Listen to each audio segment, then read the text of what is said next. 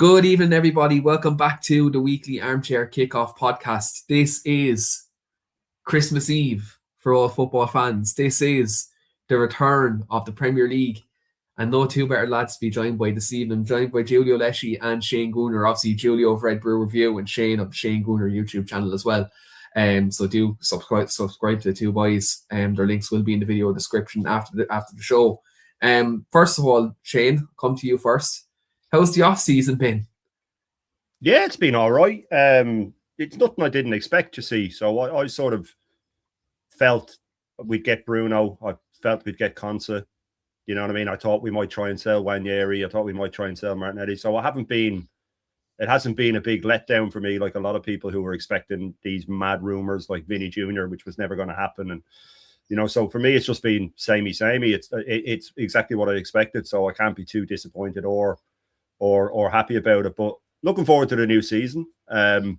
Looking forward to seeing the big changes with all the other teams with the new managers and stuff like that as well. So hoping that the football this year is better than it was last year, all across the board, by the way, not just with Arsenal, all across the board. But I'm not holding my breath on that. But yeah, I'm still looking forward to it, man. It's still a new season. We're going in to try and defend the league, something we haven't done since the 30s. So let's fingers crossed that we can do it. Yeah, and there's a lot of big talking points, I think, with Arsenal in general. This season, I think defending the title, maybe going one further for the Champions League. We discussed that in the last show as well. So I think there's a lot of things that we'll be looking at this year with Arsenal, and I suppose is the mentality going to be even bigger this year, which is something I think we'll all be looking at. Giulio, obviously Man United summer is always clickbaity and it's always crazy, but in terms of our transfer business, actually, I know we're getting one more in over the line now, but it's been kind of quiet media-wise with our transfer business this summer. It's a bit different, isn't it? I mean, I've just spent 2 nights on my channel complaining about how underwhelmed I am, and I've been using the word malpractice. And then that bomber comes out today about Baleba, and I'm starting to think maybe I've manifested something. But being negative isn't always the right way, I guess. But hey, I'm happy to be proven wrong. I don't like the pace that everything's been at, but I do like the fact that everything's been a bit quiet, because you can see from all the briefs, it's either a case where nothing's actually happening or no one actually knows what's going on. And that mysterious nature about it, I think, is always a good way to behave, because we've seen before. Everyone comes back to that first summer of Woodward when he's leaving the tour, like, I've got some business to do, and we go back to sign Fabregas and end up signing Fellaini a week after his release clause expires for more money. So I've aired my concerns on my channel 2 weeks before the end window closing. If we can get more signings over the line now, and I'm trying to manifest that we have a busy August because I don't think we're Champions League ready. Then yeah, bring it on, I say. Yeah, bring it on, and we'll see where we all predict our clubs actually in the Premier League this year, because usually, as tradition, every year we do our Premier League predictions, and we not only look at, let's say, the league table, but we look at other like individual things for players as well. So we're going to kick it off this evening actually with our predictions on the stream. So what we're going to do is we're going to do our Premier League table predictions. We're going to go from 20th to 1st. Giulio, I'll get you to do your table first. Give me your relegation candidates up until the top 10, let's say.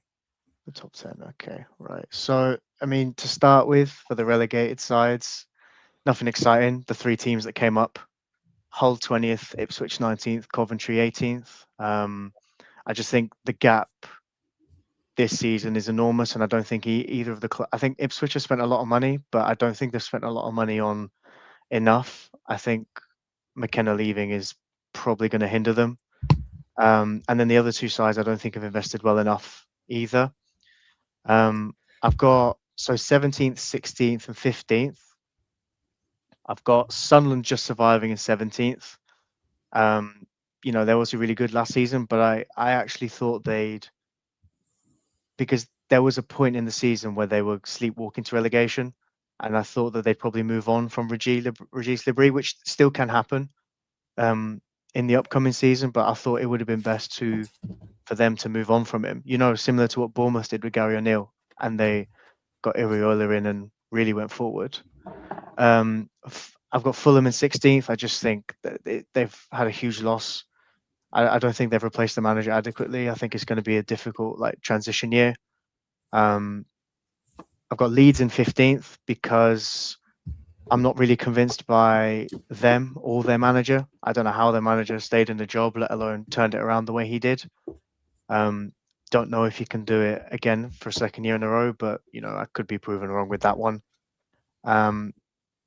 Then it gets a bit weird. I did a couple of last minute changes, believe it or not, for these ones.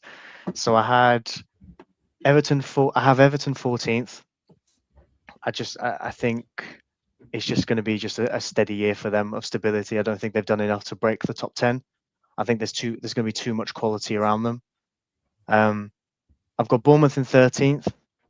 I know they're very well run and they've got some very good players, but I just think losing Iriola, who was a player maximizer, which we don't see a lot of in today's game, coaches wise. Losing that, replacing him with Marco Rose. I don't think Marco Rose is a bad choice, but when you lose someone who you'd argue overachieved whilst losing his entire backline last summer and his best player in January, I think does have and then you lose the manager in the summer. I think it's just too much for them. Then I've got Newcastle in 12th. Because the summer they've had is just crazy. They've done a complete 180 on what their ambitions probably were with the quality they had in their team up until the summer, and then they've lost a lot of good players, a lot of their star players. Still could lose Lewis Hall. Brought in a lot of younger players who can grow into really good players and they can make money off. And then the managerial change, I think, is definitely something big. Now, I like Matthias Giselle in terms of his managerial credentials. I do like what his CV says, from his career so far. But going into a Newcastle side where there's been a lot of change, I'm just interested to see what would happen. I don't feel confident enough that he could break the top 10 compared to other sides. And then in 11th, I've got Forest. Glasner coming in. I think I like the Diomande signing they've made specifically. I think he's definitely a good player for their back line. I think if he does play the formation he had at Palace, that back line of Murillo, Milenkovic and Diomande, there's some good ball playing ability in there and it's just rock solid. It's going to be very difficult to get past that. All of those players could probably make big moves within the next year for big money because of the quality that's there. And, no European football or anything, and I rate Glasner. So I'm really interested to see what they do with him.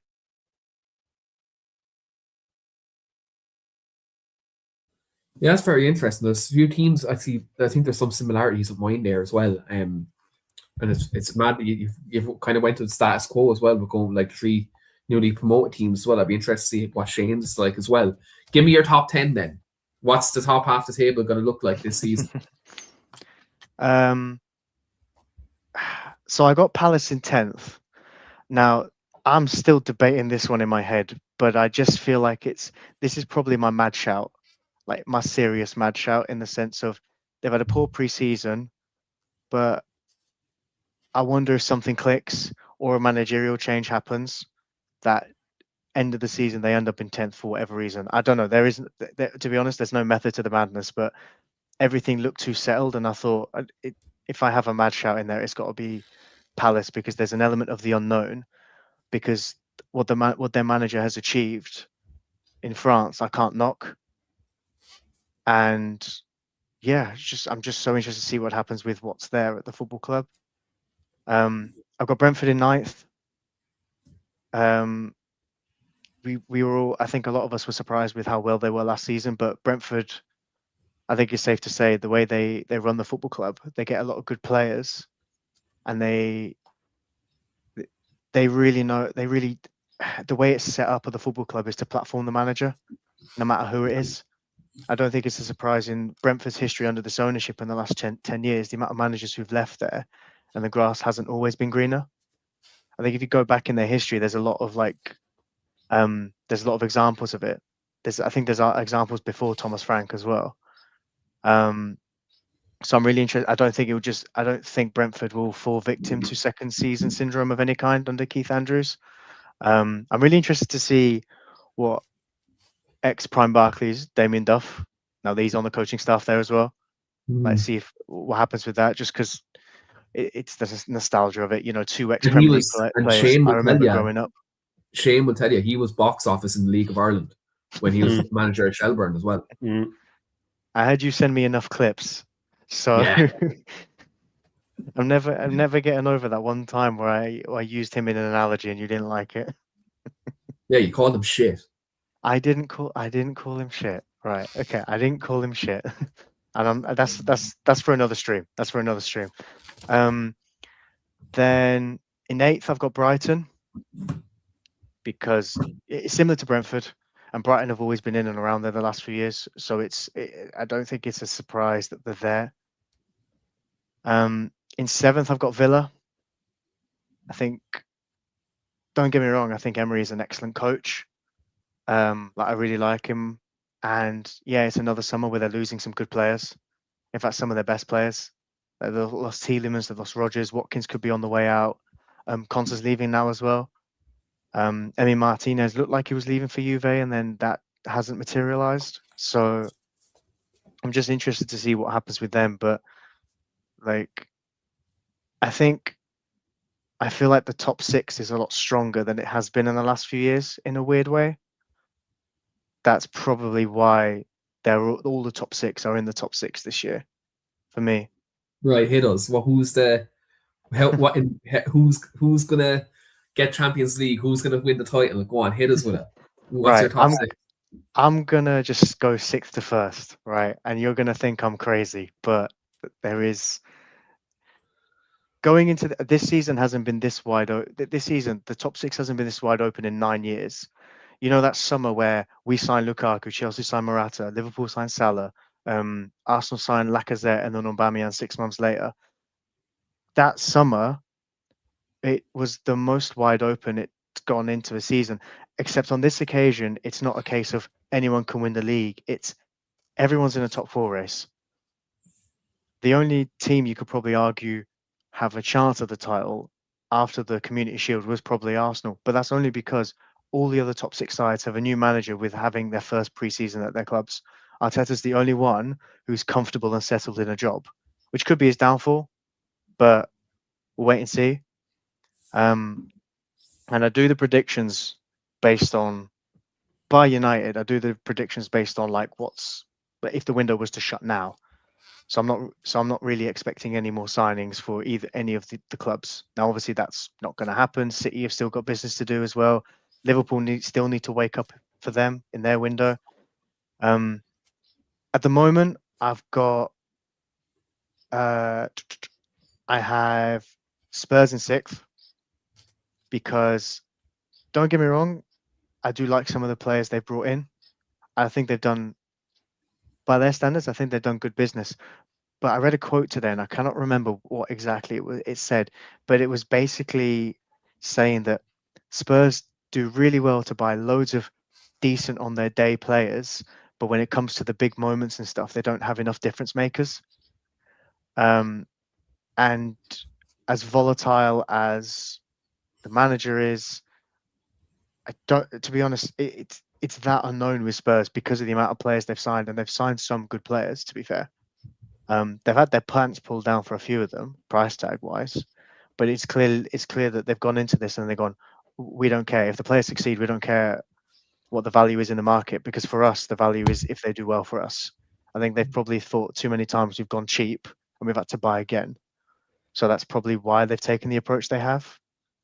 I've got Liverpool in 5th because I think they've had a very poor window. I think they've needed a lot more. They've still needed a centre back in my head. They still need a midfielder. Still problems in the forward line.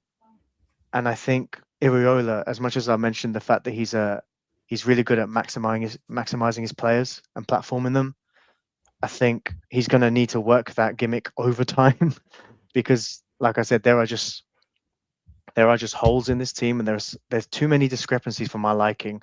It's considering the fact that they won the league 2 years ago. I don't think last year's fall off was a surprise. It's whether they can have a bounce, especially with the way Iriola wants to play, because he came out after the Bilbao game and saying it looks like we can only run and press for half an hour. The players clearly aren't fit enough at the moment. Now, it could be a slow start for them, but come the end of the season, I think we saw this at Bournemouth. His first season at Bournemouth, it was a slow start, but eventually they started picking up wins and whatnot. And by the end of the season, they went on a very good run, and then it carried in, and you build that momentum. So I don't think this year is going to be a year where Liverpool challenge. And then in fourth, I've got City. I think there's too many question marks about Man City at the minute. Especially, I know the weekend was only one game. Arsenal looked great in that, and then for all we know, Arsenal could revert to type and just play really defensive football all season. But I've got my concerns with City, but we'll wait and see what happens. I've got Chelsea in third, because I just think that one game a week, they've signed some very good players. They've got a very good manager as well. One game a week is going to really carry them. It could carry them further. I could be wrong, but I think it will really do wonders for them. And then, right, I'm just going to put this out there. I've got United top, but there is one reason and one reason only for it. I don't want to put Arsenal top because I don't think I still, for some reason, think Arsenal can't win the league, but I can't pick anyone else to win the league. So it's much easier for me to sit here deluded and say 21 is coming and that's it, just to not put it out there for anyone else. I'm just putting it out there now. I've got Arsenal in second, because they're probably the favourites because of what I said. They've got that stability going into now. We've had that process. We've had the whole phases. They finally won the league. Doesn't matter whether everyone fell off or not. They still won the league. Fair enough. They got it over the line. Can they do it again? I don't know if they can do it again, but we'll wait and see because I still have my reservations about Arteta, but we'll wait and see what happens. I think the Saliba injury presented a market opportunity to go in for a good centre back. I think they've done that with Konza. For their sakes, that they've done well with that one. I think because I don't think they've had an adequate enough first choice backup at centre back. Like who's going to hold Gabriel's hand if Saliba's not there? I think Bruno Guimaraes is an excellent signing, but I still have question marks, especially in the forward line. There's two, I saw that forward line at the weekend, and I thought it was going to be a long day. I don't know what happened exactly. I don't know how Odegaard was in flow state. I don't think we've seen him like that for 3 years, but yeah, I just think that's probably how it's. I mean, United top, I don't think that's going to happen, but it was much easier to put them top than anyone else. So yeah, that's my. So Julio's predicted United to win the league, Arsenal in a title race in second. I'm intrigued to hear your table. So go from 20th to first. I want to see, compare and contrast yourself and Julio. Have you many disagreements with what Julio's put in? No, mine is different, but I wouldn't disagree with anything he said. I have the same, the three promoted teams going down. I have Hull bottom, Ipswich second bottom, and Coventry 18th. I just think that the gap is too big for them, and I don't think they've done well in the transfer market. I have Palace in 17th, though. I just think without Glasner, there's talk of them losing Sarr now as well. They've lost the Crow. They're just getting picked apart, and I think they're really, really going to struggle. I agree with Julio with Fulham struggling as well.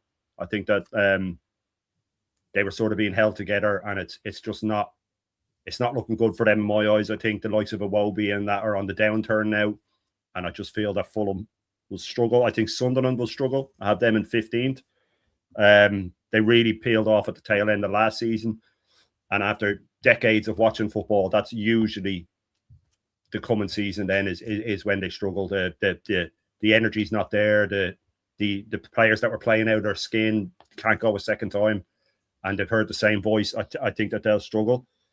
I think Leeds will be there and thereabouts. I have them for 14th. I don't see them doing much. I think that it will be much of a muchness with them. I think they'll have a couple of good results here and there. They'll take out a United or an Arsenal or something like that at home, but they'll probably at some point in the season have a 6, 7, 8 game losing streak, and end up tailing off. Everton again, I just think they're very meaty, I don't think they've done too well on the transfer market. I think they might lose Ndoye. If they don't, they'll have an unhappy player. I don't think he's been backed enough.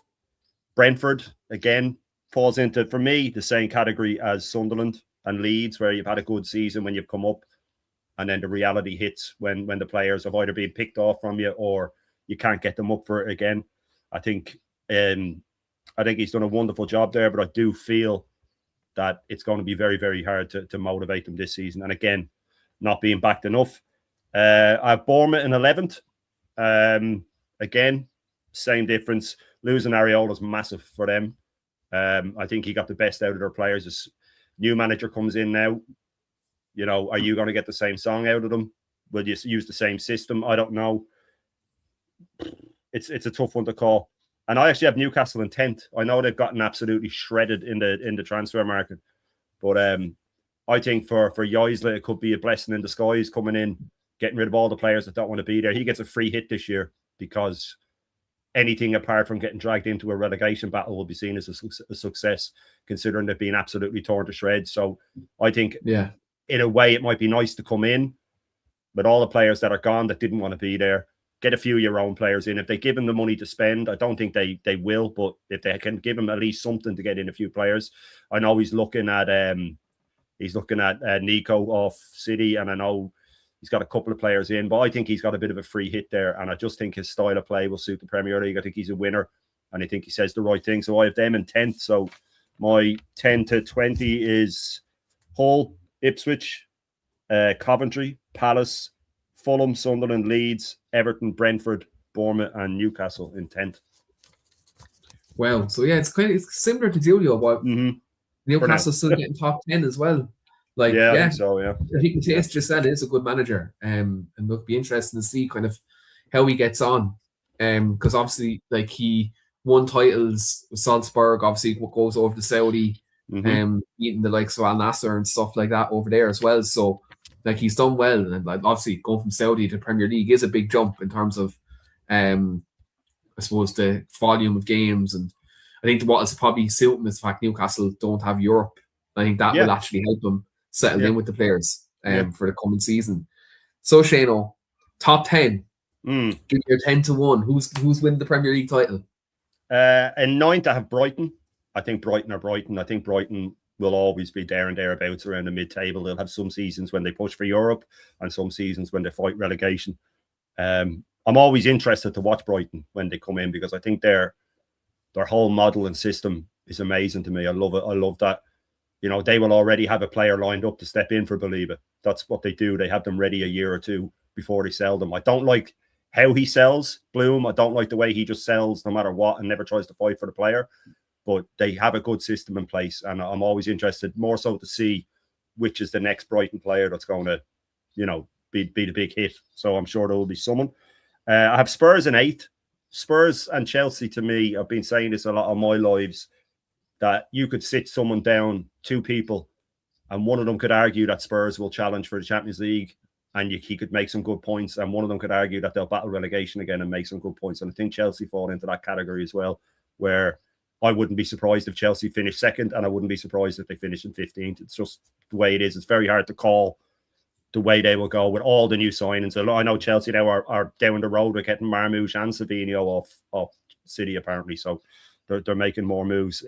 It's about settling them. I like De Zerbi as a manager as well, by the way, and they will play a different brand. I think Tottenham this season will get a couple of results, like I said earlier, where they will upset, you know, Arsenal away from home or Liverpool or something like that, but then they'll lose at home to fucking Hull. You know what I mean? I think they can be in for something like that. I have Villa in 7th. I think Champions League football. Seems to be the way with Villa. Get Champions League football. go to a sort of second round quarter final, go out and finish a bit lower in the league, and then when they're not in Champions League the next season, they get into Champions League. I'm not so worried if I was a Villa fan about all the players they've lost. Happens to Emery every year, and he always replaces them. I wouldn't be overly upset. I think he's quite probably happy about some of the sales. I think he likes to refresh his team. The signings he makes normally come in. But I think with Champions League football, losing Konsa, I don't think he'd be too upset about losing Ollie Watkins, if I'm being honest with you. I think he's moved on from him. Morgan Rogers, again, I'm surprised he's not in for Ethan Nwaneri, but don't be surprised if they do put in a bid for him or Martinelli, by the way. But I do have them 7th, but I could see Villa finishing lower than that. I really could. But again, I could see them finishing higher. They're just one of those teams. I have Forest in 6th. I think Forest are going to be unbelievable this season. I highly rate Glasner. I think they've already got some good players there. I think if he gets in a few that he wants, I think I'm with Julio. I call Diamande as one of the best signings of the season. He's an absolute baller, that lad. I don't know why we weren't in for him. I think it's because he's under 24, and it looks to me like Bert has made a conscious decision not to give Arteta players under the age of 24, 25 because he doesn't know what to do with them. But I think Diamande will be up there as one of the signings of the season. And I have Forest in 6th. I have Chelsea in 5th. Again, they could finish 15th and it wouldn't surprise me. I do like Alonso as a manager. I like the idea of Caicedo playing behind Rodgers and Cole Palmer with João Pedro up front. I think if they can keep them fit, which one game a week they could, if they click into gear with that could be a hell of a team. It'd be interesting. I'm very interested to see Chelsea going forward, but I have them in 5th. I could easily move that to 4th, where I have United. In fact, I have United in 4th. I think Champions League football is going to have an effect on United. They know it themselves. They've been in it many a time, but once the games start to stretch out, again, United, they're very hard to call. I think that Tielemans is, I've said it to you already, is for me the best signing of the season for the price you got him for. I think Cunha will be a bit better this year again, another year at United. I think the same for Mbeumo. I think the same for Šeško. I think Bruno will be his usual self. Mainu's coming back into the team now and he's looking like a proper player. I do worry about you defensively. I think left back you need to fix that and fix it quick. It wouldn't be Lewis Hall for me. I think he's too injury prone, and I think the English tax, I'd be going for Robinson if it was me. But I think if you get a couple of defenders in, you should be okay. I have Liverpool in 3rd. If they sign defenders, I'd probably put them in the title race. I wouldn't count them out of it either. I think Areola is an unbelievable manager. I think he'll suit the way they play. I think Isak is going to score a lot of goals this season, and I think that Wirtz is going to absolutely ball out under this lad. So keep an eye out for that. And I have Arsenal 2nd. I have Arsenal 2nd for the sheer reason that retaining the league is so hard to do. Also, without our defence last season, we were a very average team. And we have Saliba out for most probably half the season minimum. He'll never come back the same. For me, right before he fractured his back in March, he was the best centre-back in the world. He won't reach that now. People are forgetting about Timber as well. One of the best right-backs in the world. He's going to be in and out of the team all season. From now on, actually, because he's been smashed up by this manager. So I do worry with the defence. Konsa's a average centre-back to me. I mean, he's just a stopgap. Also with the corners, the new rules of the corners are seriously going to affect us. And I just feel that with Arteta's arrogance and with how hard it is to retain a league, I think that I'm with Julio as well. I couldn't really think of, there's no one that sticks out to me that's going to run away with it. I just think we're going to lose it. I think we'll lose the league. And then I think that the team that will be there to take it, I think, will be City. A lot of people talking about new manager this and new manager that. We can go through a list of managers that have won the Premier League in the first season. There's 6 or 7 of them. It's not a big thing. It's been done many a time. So for me, I think Maresca needs to cop onto himself a little bit. I was watching them, and I know it's only a friendly in the Community Shield, but he seemed to have Elliot Anderson playing almost like a right-sided 8 that just kept overlapping, and it was so pointless. It's like Arteta with Declan Rice. Why do you spend a British transfer record, or what was at the time, for a 6 to play him in a different position? It makes no sense, and that sort of arrogance might be what catches him out. He could use the Community Shield. It'd be smart as a as a way to lay down the law, to show that I'm the boss here, because we've seen it with Moyes, we've seen it with Emery, we've seen it with managers that come in after a long-serving manager. The players just go, oh, now I can take it easy. Now I'll take the piss because it's not the same tight-run ship. So he could use that loss to say, right, first game of the season, I'm dropping Haaland because you've lost 3-0 and lay down the law. But I do think if City click, I mean, Rodri's a massive loss, a huge loss. But I think before the World Cup, they were planning for life without him. I don't think they believed themselves that he would be that fit at that World Cup. I don't think any of us did. I didn't expect Rodri to play every game and play the way he did. And I was even hinting at the start of the summer that if they're getting in Elliot Anderson and Rodri's going to be as unfit as he was last season, they'd be best off just getting rid of him, because every time he comes back, you have to redo the team. So it mightn't be a bad thing in the long run, but it will definitely affect them losing Rodri. He's the best at what he does. So, but that goes for us with Saliba. Everybody's talking about Rodri being gone from City because he's the best 6 in the world. Well, Saliba is one of, if not the best centre-back in the world, and we don't have him, but nobody's talking about it. So for me, I've only put City in there because I just feel they're the only other team equipped all over the pitch to push all the way. If United play like they did at the second half of last season, then you'd have to count them in it as well. But with the first and second in my one, I could switch either of them and believe it. And the same goes for third and fourth. I could switch Liverpool and United around. But I just feel that, you know, according to Arteta, we've never retained the league, even though we won it 3 times in a row in the 30s. But, you know, him and our history don't really mix that well, because he just has to say everything he does is great. But everybody had Liverpool win the league last season. I didn't. I had City winning it, to be fair. But the reason I didn't have Liverpool win it was that retaining it thing, the mentality. It's so hard to do. There's still only 3 managers in Premier League history that have done it, and they're 3 of the biggest legends to ever manage in the league. It's so hard to do it. And I just don't think Arteta has the mentality to do it.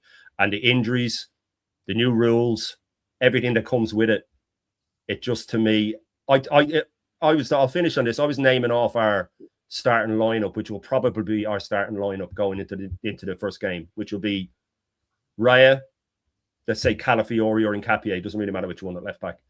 It'll be Konsa at centre back with Gabriel, and it'll be Ben White at right back.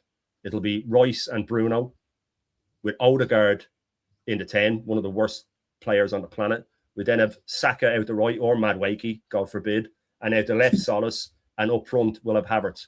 That's a weaker first 11 than the one we were using last season that had Eze, and that had Gyökeres, and that had Saka, that had Trossard, that had Bruno improves us, but not massively. Not massively, because he's going to play him in the 6. I've already seen he's going to play him in the 6, which is just absolutely pointless. So I think that 11, especially when you go to the defence, is weaker than the one last season. And I think everybody around us is stronger than they were last season. So we still lost 5 games in the league as well. So I do think City, like people are saying, could finish 5th and 6th. I wouldn't be surprised by that either. This is going to be a very interesting season. I think calling the league table is damn near impossible, where other seasons you could call the top 4 and get it quite close. I think this season is going to be a bit different to what it was, but I think there will be more losses all around than any other season over in recent history. I think most teams will have 5-6 losses. Yeah, do you know what? I think the way the league, and I'll bring up my table prediction now in a sec. Like, I think the way the league is, it's very unpredictable, and I think you're right. I think there's going to be teams beating each other a lot more, especially in the top 6. I think we'll see that a lot more in the top 6 this year, where teams will be nicking points off each other, and then you'll even have teams who are fighting for like Conference League and Europa League will be nicking points as well. So I think you're absolutely spot on. I'm going to bring up my table here on screen, because I know we've plenty more predictions to do.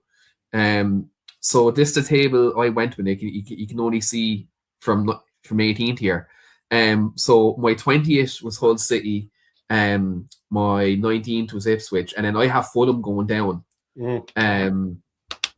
I have Fulham going down this season. I just think, from looking at the way RB Lowe wants them to play, he wants them to play high pressing football with that team he has. I think that's going to be an absolute disaster. And I think with the squad he has, it's just not going to work, and I think they'll go down. I've Crystal Palace 17th. I think there's been Glasner leaving. I think Glasner leaving is going to be a tough one, and I think with some like the Croix leaving in defence, it's going to be really tough for him. Sunderland 16th. I think European football is quite similar to Nottingham Forest last year. hinder them domestically, and I think that's going to happen again. I've Coventry 15th. I just think the Frank Lampard effect, I think he'll keep them up. And I think at home they'll be quite strong. I've Nottingham Forest 14th. Now again, I think I kind of regret that one. I think they could actually be higher with some of the signings they've got. I think Glasner there could do well, but jury's out for me, so I'm going to go 14th. I've Leeds 13th. Probably a bit high considering Daniel Farke's the manager. But I think they'll be really good at home, and they'll pick up points off the big boys, some of the big boys next year, and I think they'd be quite good. I've Newcastle 12th. I was tempted to throw them into a relegation battle considering they're losing all their best players, and everyone seems to be little Bronham buying all their buying players who are targeting. But if they lose Lewis Hall, I think they could drop down a couple of other places down the table. If they lose him as well, which could happen, hopefully. I've Bournemouth 11th. I just think I like their squad. Again, Europe could fuck them over, and they actually could end up lower in the table. But I think they have decent structure at the club. They'll do well. I do this every season nearly. I have Everton 10th. It's just a typical thing I do. I think David Moyes will be a steady manager. Again, it's the second season playing at the new stadium as well. And I think that like the likes of James Garner and that will have another good season there as well. So I think Everton will do well there. I've Brentford 9th. I think Andrews has done fantastically well to have him organised, and like I think both of you touched on, I think the way Brentford are ran and the way their recruitment is done, I think is second to none. I think Damien Duff going in as number 2 will give that squad a bit of a nastier edge, which will be good. I've Aston Villa 8. I actually done this before they were getting tore asunder, in terms of losing some of their best players. I done this table like a couple of weeks ago, and I'm going to stick to it. I just think Emery will keep him in the top 10. I think Champions League will hinder him. And I just think some of the players they've gone for are quite young. I think they will be good, like some Manzambi and things like that. I think they'll be good, but they're replacing Morgan Rogers with Alejandro Garnacho, which I think is absolutely ludicrous. I absolutely hate that man. I have Brighton in a 7th. Again, I think they'll have a good season this year. I know they have Europe, but nonetheless, I do think they're well run. And with the way Fabian Herzl is a very good attacking coach, I think they'll be a team that'll be one to watch next year. I have Liverpool in 6th. I look at the way Iraola plays football and look how thin Liverpool's squad is at the minute. Ekitike is out till Christmas. They haven't a holding midfielder. Outside of Van Dijk, their centre-back options are very inexperienced. And Arujo, I think, is very dodgy as well, who's just come in. I think expecting Alexander Isak to play 3 games a week is a stretch, not to mention in Iraola's high press and high intensity system. I think it's going to be a disaster, to be honest. And they haven't replaced Mo Salah either for me. So I think that's going to be a massive downturn for them, considering I think there were so many times in the last 2-3 years where Liverpool were actually really bad in games. But Salah, kind of like what Bruno Fernandes was doing at United, was just bailing Liverpool out at times. So I have Liverpool in 6th. I have Tottenham in 5th. I look at their recruitment. It's been quite good. I really like the Sandro Tonali boy and Van Hecke. I think that they're 2 brilliant signings for Spurs. And with no European football, I do expect them to be challenging for Champions League. I changed this prediction on Sunday. I have Man City in 4th. I just think Enzo Maresca, for me, isn't the man to take them forward. And I just feel like when you lose a manager that's there for so long and so successful, I just don't think they're going to be as good as what they were under Pep. And also 115 charges could be looming as well. That could, I suppose, cause some unrest. Now, the fact they don't have the safety net of Pep being there. So I have them in 4th. I have Chelsea in 3rd. I think 1 game a week is going to be really good for them. I think João Pedro is going to be fantastic up front again this season. I really like the Danny Welbeck signing as well as backup. So I've gone them 3rd. In 2nd place, then I've gone Man United. I think Michael Carrick will do very well this year.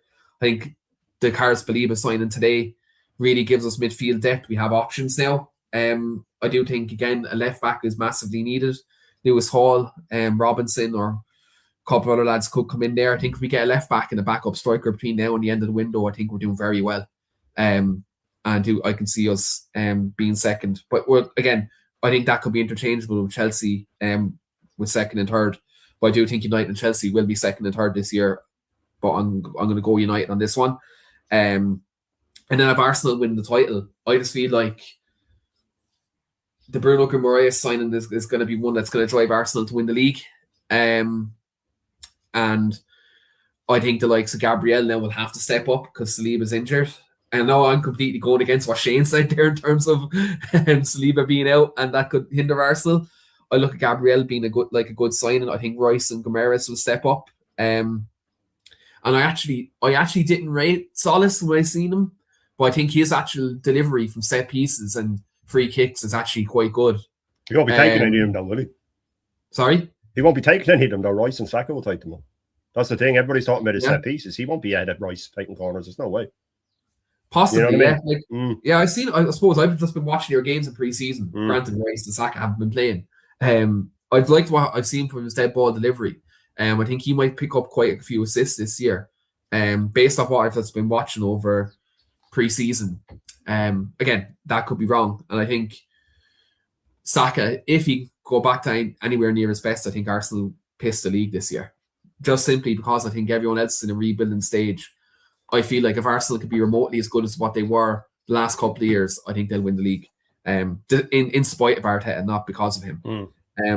But it's mad. We've won 3 different title winners. All mostly the same relegation candidates and European challengers as well. So I've seen a bit of a trend there, which is good. Do get your table predictions with title winners in the comments, guys, and let us know. We'll obviously interact with them after the show. And then Sean said it here. He's liking my predictions, bringing back the Arsenal, Chelsea, and United battles. Yeah, I'm bringing us back to Prime Barclays. That's what I'm doing there. But on that, look, we have more predictions to get through. I left the longest one for last because I knew it was going to take a while. Yeah. So golden boot, Shane. I'll come to you. Who's going to win the golden boot this year? I think Haaland's going to walk it. I think Haaland's going to be devastating this season. I think with Maresca's style, slightly more direct. I think Pep was trying to go for that last season. He got Linders in for that reason. I think he wanted to use wingers more. He wanted his 10 to be an actual 10. He wanted his wingers to run at fullbacks, get to the byline, and play the ball through for Haaland as quick as possible. And I think with Maresca, they will do that. Will they be leaky at the back? They might be. Leaky at the back, unless he cops on with his midfield and plays them where they should do. I think Foden will come back a little bit this season. He was terrible in the Community Shield, but pre-season he was all right. I think a new lease of life for him will do him wonders. I think Cherky is his type of player as well. I think we might see him ball out this season if he gets a good run in the team. But yeah, I think Haaland's on for the golden boot. I think he's gonna be more devastating than he has been in the last couple of years this year. And I think he'll win it by a country mile, if I'm being honest with you. Haaland, he's right. You can never go against him because he's just an absolute machine. Like he's absolutely brilliant. Are you on the same wavelength, Julio? Is Haaland your golden boot winner? Yeah, like it's an absolute tap in for him to be the golden boot for everything that Shane said, especially about Maresca coming in being a bit more direct than what Pep's been over the years. So yeah, I don't see anyone else. I mean, look, don't get me wrong. There will be other forwards that score goals, like João Pedro, like maybe even Mbeumo Cunha might have their like 20 goals a season with United, but Haaland will pip all of them. So you both Haaland. I had Haaland, but I said I need to be different on the show because I don't want it to be an echo chamber either. So I went with João Pedro as my golden boot winner. I think one game a week, Chelsea, he could be lethal if he stays injury free. Yeah. I think Palmer and Rodgers as 2 number 10s behind him, feeding him could be absolutely devastating. Yeah. So that's why I've gone João Pedro. Again, I'm basing this off my league predictions. I see City dropping off a small bit. I think Haaland might end up being a bit unhappy. This is me manifesting, not actually based off any Well, facts. I do think Haaland might leave at the end of this season, if I'm being honest with you. But I think he'll go to Madrid or Barcelona at the end of this season. Imagine him in Madrid's team under Jose. I'd say more so Barcelona. Yeah. But yeah, I could see that happening myself now. I think he's. Oh, he'd be unbelievable in La Liga. He'd be hitting Messi and Ronaldo numbers. Yeah, if he goes to La Liga. Yeah, 100%. Player of the season. I'll take this one first. Mm-hmm. I've gone Gabriel as player of the season. Well, for Arsenal, well, for the Premier League, but I've Gabriel from Arsenal to be the player of the season. I feel like if Arsenal are going to win the league this year, again, it's going to be based off their defence and how Arteta has them set up. And I'm going kind of on the basis of redemption season for him after the missed penalty. have you seen him play without Saliba though? Haven't seen much of that, but I'm going redemption. I'm going for the WWE storyline here, Shane. It's not the same player, man, when Saliba's not around. He's still one of the best. But yeah, he's not as secure. Yeah, I'm gonna go Gabriel. I'm gonna go for the for the redemption after the Champions League penalty miss. That's what I'm gonna go for because I have Arsenal as my champions. Julio, who's your player of the season this year? I mean, if you're gonna, it normally goes to someone who wins the league, doesn't it? I've put United to win the league, so I'd probably say Bruno. But to be perfectly honest, I think I'd have to put Haaland probably again for this one. Because I think it will just be that good of a year for him, regardless of whether City win the league or not. That you can't really pick anyone else, if I'm being perfectly honest. So Erling Haaland's player of the season. Are you on the same boat, Shane? Yeah, exact same boat. That's what I have written down. I wrote down that he's going to score so much that regardless if they win the league or not, he won't be able to be ignored. It's boring, but I just think he's going to be devastating this year. I really do. Yeah, I hope he's not because I really need City to drop off this year because they've just been too dominant since I've hit adulthood basically. Young player of the season. I'll come to you, Shane. Who's young player of the year for you? Yeah, I have two down because Cherky is still of age to get it. I think he's still young enough. I think he can pass it this year. He's 23. But if you're going for young, I think Estevao is going to ball out this season as well. He won't play as much. As he would like. But I think he will find a way to get him in that team a lot of the time. I think, Palmer will be in and out. He might go with 3 behind 1. I don't think he's going to play 3-4-3 all the time. I think he will switch to a 4 when he's at home against lesser teams. He's not that stubborn. I think that you will see Estevao play a lot of home games. And I just think he could be there. But because of Cherky still being of age, I'd push towards him because I can see him having a good season under this guy as well. So, yeah, I'll if I have to lean towards it, I'll say Cherky just because he's 23 and he should be winning it at that age, really, shouldn't he? Yeah, and he had a really good second half of the season as well, especially delivering some of them big games for City last year. So that's not a bad show at all. Julio, who's your young player of the year? So I'm kind of in the same boat with Shane. I was going to say Shirky. But in terms of alongside him, I probably was going to say Ryan at Bournemouth. I'm really interested in seeing how he balls out this year. I'm a bit disappointed that Iriola left because I thought if Iriola stayed, Ryan would have had an incredible year. I'm a bit annoyed that him with him, to be honest with you. I'm surprised that move hasn't happened, but maybe next year for Liverpool. I didn't even consider Estevao actually, so I'm a bit annoyed with myself about that one because I do like Estevao, but yeah, just for me, I think Shirky's the standout just on the basis of quota, like he can still fit in, but aside from that, I'm really interested to see Ryan from Bournemouth. Interesting. I didn't think about him, and I didn't think any players actually from mid-table teams. I was kind of. Well, I would have had Junior Krupi in it if he didn't have the long-term injury. I would have had him definitely. Yeah, but he's out for the first half of the season, I think so. And if he didn't get the injury, he would have got a move as well. He would have got a move to one of the. No, if he was going into the season fit, he would have cleared it for me. I would have just had him down to do it, regardless of where I have Bournemouth in the league. I just think he's that good. Now that's if the new manager comes in and plays them like that with Ryan and Junior Krupi, because there's not many managers that would have played them as much as Areola did last season, which is why I think Rio at Liverpool could be up there as well. If they don't get both Barcola and then Boy, I think that he could get a lot of games under Areola because his mentality is if you're good enough, you're you're old enough. So I think the young players at Liverpool will get a shot. You've taken the words out of my mouth, Shane. My young player of the year is actually Rio Engamoa. It's actually here in my notepad here on the phone. Yeah. Rio Engamoa is my young player of the season. I don't think they'll get a Barcola in. I think Engamoa's going to have a breakout season. Despite I think they're going to get him. I think they're going to go. I think they'll get bought with him. I think they'll get Barcola and Boy. I really do. Hope they don't. Really hope they don't, because I like him, Boy. If they do get him, if they get him, Boy, I'd throw him in the mix as well. He is an absolute baller, that lad. He doesn't get enough credit whatsoever. I'm amazed this year letting him go. Do you know what my logic with Rio Engamoa as the young player of the season was? I'm thinking they'd have a manager who likes to platform young players. I think he'd be very good. And also he'll have that kind of Marcus Rashford nearly breakout season and the speed that Areola gets the ball out to the wingers at, it's getting it out to them as quick as possible, and they have freedom to do what they want with the ball. Like if they want to take players on, he won't have the Arteta being barked at and calma, and you didn't do 10 successful actions and all that stuff. You know what I mean? They will be allowed. They'll be encouraged. They'll be encouraged to do it. So yeah.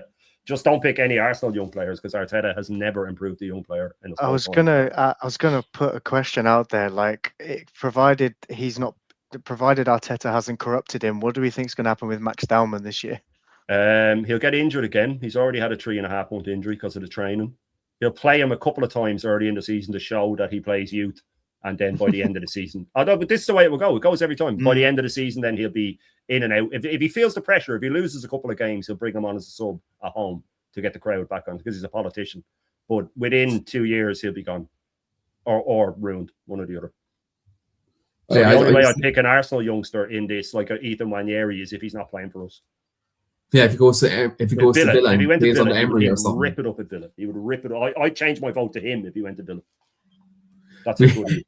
We might revise this list at the end of August, Shane. I'll have to drop it on the old Twitter page. If that does happen. Signing of the season. I'm going to go first with this one. I base this off what came out this morning. I'm going Carlos Baleba as signing the season. Wow. No, it hasn't happened yet. The egg could hit on my face. But I'm going to go Carlos Baleba. I think the difference he's going to make to Man United's midfield is going to be astronomical. In terms of that physical profile, I think he's exactly what we've been needing for years. And I think he's going to smash it up at United this year. I really liked what I've seen him in his first season at Brighton. I thought he was a monster. I've gone Carlos Baleba.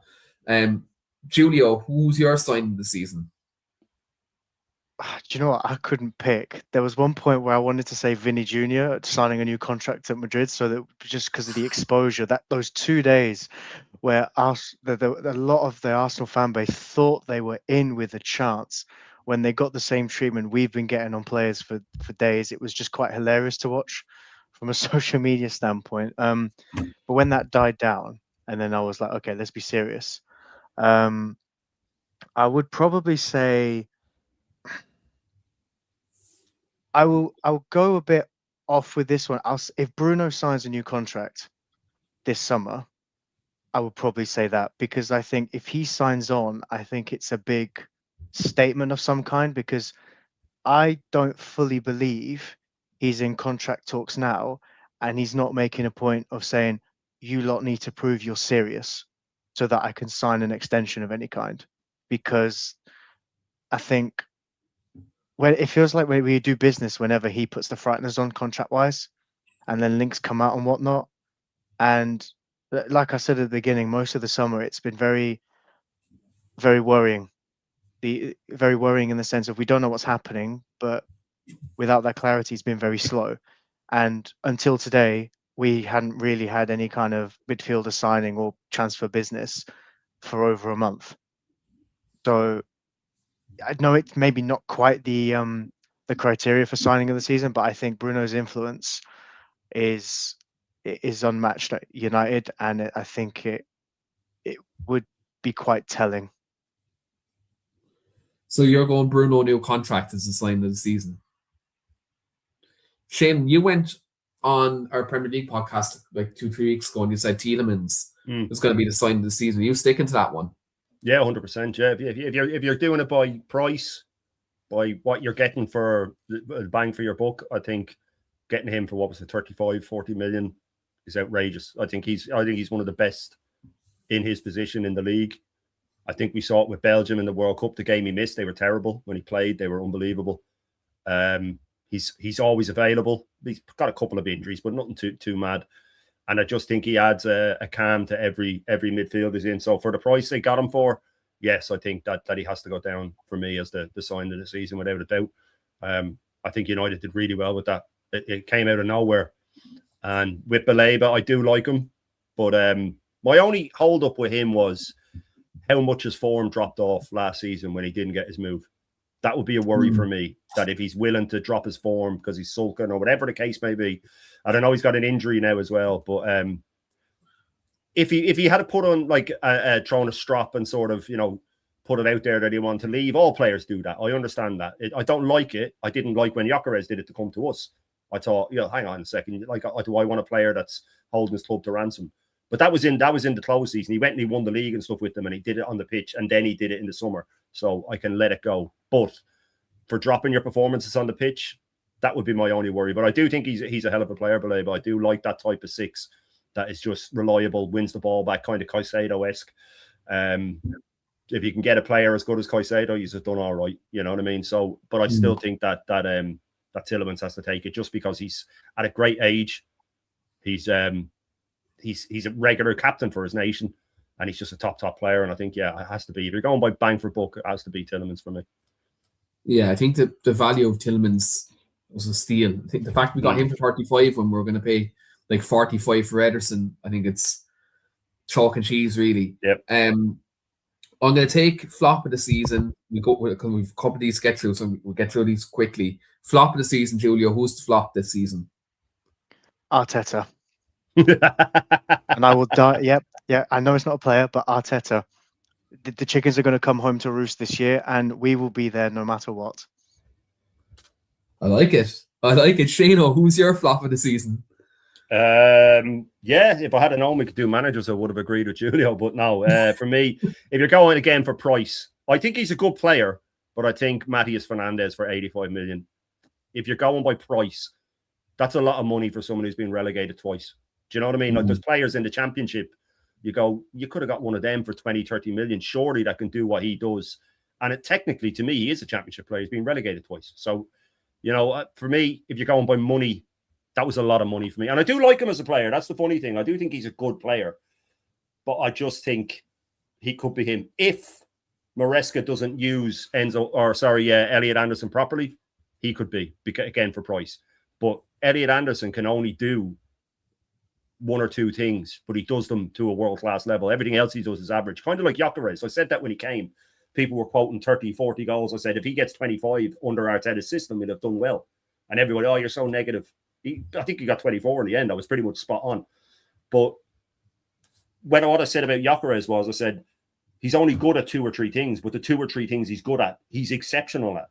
If you don't play to his strength, he's not a hold-up player. He shouldn't be dropping out the wing. He shouldn't be dropping into midfield because he plays like he's wearing desert boots. So you need to play him through, play him off the defender's shoulder and feed him chances and feed him relentless chances. And we never did. So I feel the same way about Elliot Anderson. If Maresca doesn't use him properly, then he could be. But just by going by price, and he is, I suppose he's an easy target as Matías Fernandes. Having said that, I would not be at all surprised if he ends up being one of the signings of the season. That's how sort of on the fence I am with it, because he is a good player and he's got the right manager. But I just feel, I don't know. I think he'll get eaten up by the Tonali signing and stuff like that. Maybe that'll be a good thing. Maybe he can go a little bit under the radar. But if you're going by price for a player that's gone down twice, it just seems a lot for me.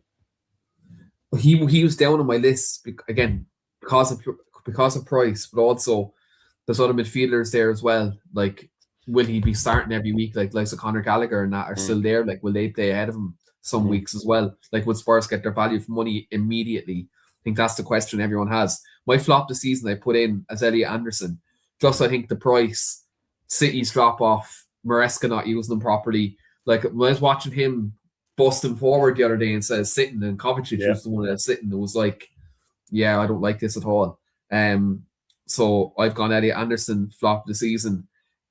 First manager sacked this season, again, goes along with my table predictions. I've gone Alvaro Arbeloa, the Fulham manager being the first manager sacked this season.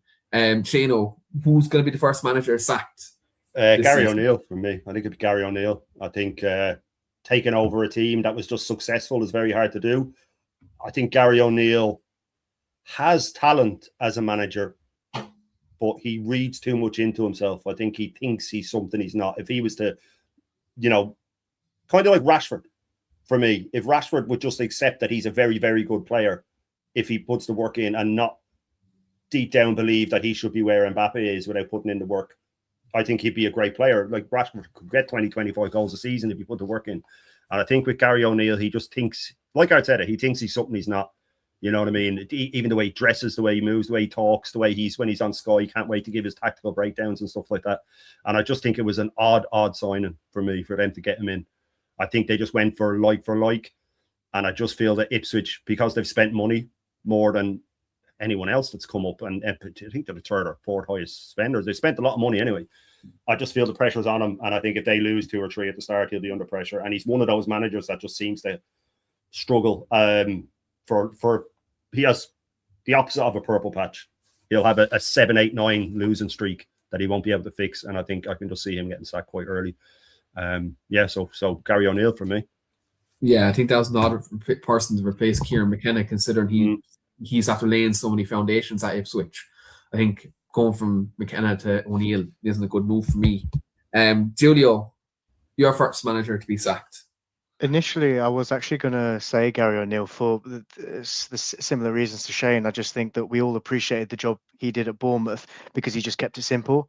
And then ever since, I don't know if he's gone to Strasbourg, seen the kind of reputation Rossini had before him and whatnot, and thought this is my opportunity to develop into something more. I don't know what it is about average Premier League midfielders from the Barclays era who've gone on to become these managers who probably think more than what they are. Yep. But just on the basis of the fact that I thought Sunderland should have sat their manager come end of the season anyway and progressed, I just don't think that the manager will continue what they did last year into next season. I think he'll be the first one gone. Well, yeah, I could agree with that. So we all went 3 different managers. I went Arbeloa, Shane's went Gary O'Neill, and then Julio's gone reasonably to be first manager sacked. Shane, biggest overachiever or dark horse this season? So this can be player or manager. I think. Oh, sorry. I thought it was team. Okay, so you can include team as well. By the way. No. But then I'll go with it anyway. So I'll just go with Xabi Alonso. Now, again, I have them to finish, I think, 5th, right? But if they finish 15th, I wouldn't be surprised because it's just so hard to call what they're going to do. But I will say that if you're going by where a team finished last season to how far they'll finish ahead, I think Chelsea or Tottenham will have the biggest jump. As in, well, it should be easier for Tottenham. They finished 17th. You know what I mean? So if they finish in the top half, they've jumped 7, 8 places already. But I think to see the drastic improvement, I think will be Chelsea. So I'd have to go Xabi Alonso as the overachievers, because I do feel that they can't really do any worse than they did last season. If he does even only slightly better, he's failed for me because he's been backed heavily. And I just feel they've made a few experienced signings now as well. And I think if they lose Enzo, which I still think they will, I still think City will sign him. I don't think it's that big a loss, if I'm being honest with you. I think they'll manage. If he could get Lavia fit, which seems like mission impossible, but if he can do that, people are forgetting how good that guy was. But I do think Lavia might have a Luke Shaw season where Luke Shaw. You never know, yeah. You never know. Like that's what Xabi Alonso was saying. He thought it was he feels it was a mental block with him. He just didn't know how to finish 90 minutes, and he gave him 90 minutes. But if he can get him fit, and maybe getting rid of Enzo might even be a benefit. But I think Chelsea will be, if you're going by the biggest jump, it'd be them or Tottenham, I think, will be the overachievers if you're going by what they did last season. But would finishing 5th be an overachievement for Chelsea? It shouldn't be, but given last season, it would be. So, yeah, I'd have to say Chelsea and Xabi Alonso. Chelsea and Xabi Alonso, Shane's overachievers this year, Julio? Based on my predictions, I'm just going to say Palace, just because there is that element of unknown where they could somehow pull out the bag, sack their manager, and go on a mad run and finish 10th, but then they could also be really in a relegation battle for the majority of the season. So because I put them in 10th because of the madness, I'm just gonna say Palace. Yeah, I'll throw Forest in there as well. I think Forest will do well this season. So Julio's trumped Crystal Palace in the overachievers, and Shane gave an honourable mention also then to Nottingham Forest as well next season under Oliver Glasner. I've kind of went a bit boring with my one. I've gone Keane Andrews this season again. I just feel like if he can get Brentford a second consecutive top 10 finish this season, I think considering his background before he became Brentford manager, I think it'd be a massive achievement. I think that's more of an achievement than doing it this year. That's more impressive. If he does it a second year, it's more impressive than doing it this year. Yeah, exactly. If he finishes 9th even, it's more impressive. Yeah, 100%. I think if he can stay in the top 10 this year and show that, look, last year wasn't a fluke and he wasn't piggybacking off Thomas Frank, I think that'd be a brilliant achievement for him. And also could open up maybe a potential move for him next summer if he does well. So I've gone Keane Andrews as my overachiever for next season. Outrageous prediction. So we're going to end it on this. So we can all be like Egal for a minute and we can make what he considers truth. We're going to do an outrageous prediction. Julio, I'm going to come to you. What's your outrageous prediction for 2026? I'm not saying 21 is coming.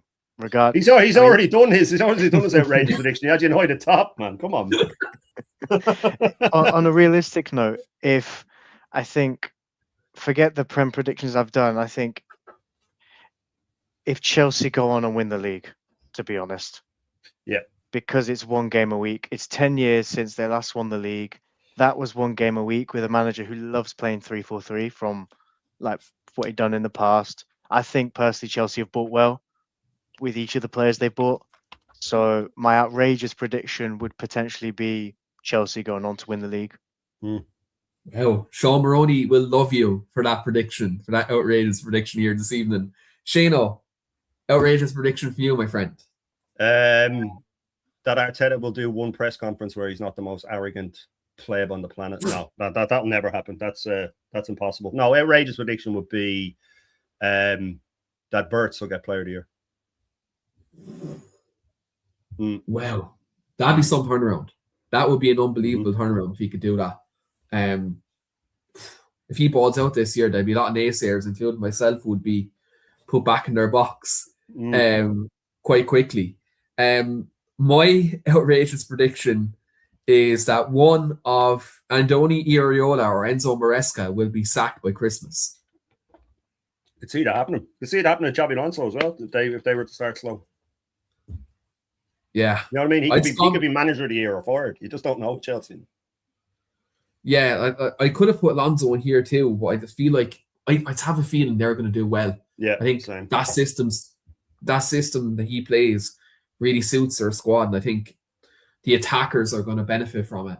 And João Pedro, one game a week for me, is going to be a monster. But in the last recent history, I haven't seen, since Liverpool sacked Brendan Rodgers, I haven't seen either one of them clubs go early with a sacking in a while, in quite some time. And I just feel like they're both in their post-Fergie era now, with kind of Klopp being gone and Pep being gone, and I'm really thinking that either one of Man City or Liverpool are going to sack their managers early this year after one of them has an absolute disaster a couple of months.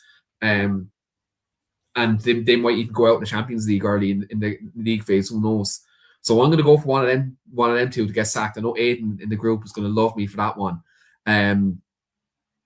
But yeah, no, look, that is our predictions for the season. What we will do later on at the end of the season is we're going to revise all of these predictions at the end of the season. We'll see how many we got right, how many we got wrong, and how fucking ludicrous we might have been with some of them. We will have to revisit that at the end of the season. But so I suppose we will end it there. Thanks very much to Shane and to Julio for coming on. I know both of you have been putting out content since before the start of the season. I'll come to you, Shane. Do you have anything coming up in the next couple of weeks with the season starting? Yeah, obviously the full Irish tomorrow, but I will be doing watch-alongs, not of Arsenal, because I watch them with my missus, and I wouldn't inflict that on anyone anyway. But we will be doing random ones, maybe one from Serie A one week, one from La Liga the next, and sort of maybe let the chat pick in the week leading up to it.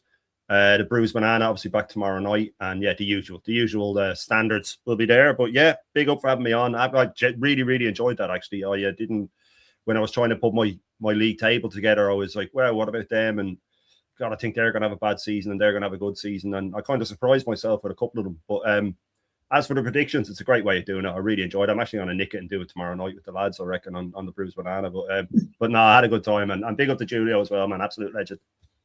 Thanks very much for coming on, Shane. Do catch Shane's channel. Like, he covers on the Full Irish Breakfast, not just like an Arsenal show. He covers all things Premier League and all things world football. And also he's chatting about Tri-Part to Real Betis tomorrow. So I know we've Irish football fans subscribe to the channel, so do check that out tomorrow as well. Julio, Mr. Red Brew Review, I know you've a couple of things coming up in the pipeline. What's your plans in the next couple of weeks? Yeah, when life doesn't take over, I'm trying my best to get content out. It's nice to be back doing it. Yeah, I don't know if I'm going to do like my own personal video about predictions. I guess we'll wait and see. I mean, like I'll probably do a follow-up like on the outrageous predictions. But at some point, I don't know, maybe shall we say, I'll tell you what, someone will call out Arteta's lies in a press conference, because that guy lies like there's no tomorrow. Yeah. So maybe that will happen this season. I don't know, but yeah, I've got a couple of stuff out last couple of nights, just me being negative and complaining about the transfer window, not alone. But yeah, hopefully that just means that business picks up and we get more signings, and then in 2 weeks I can pretend I was positive all along. Yeah, you can be spreading toxic positivity. And yeah, look, just on the channel here, we do have our United streams back. We will be previewing Hull City away on Friday night. Brian Murphy from Simply Red podcast will be joining me on Friday, so do check that out as well.